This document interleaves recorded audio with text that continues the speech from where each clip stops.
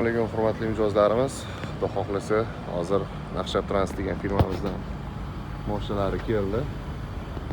Hozir bularga Pro datchiklarimizni o'rnatishni boshladik.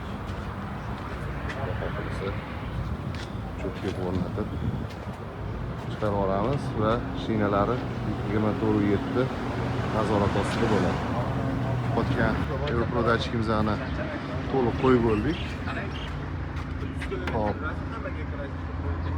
Xudo xohlasa mana har bitta ballonidagi davleniyasi va temperaturasini aniq ko'rsatib turibdi. Shu kunimiz kecha kunduz har bitta ballonlarda davleniya bilan temperaturalarni onlayn ko'rib turadi. Bu uchun muammo eshitamiz. Sho'piraga qanaqa ekan, aka, yoqdimi? Assalomu alaykum hurmatli haydovchilar.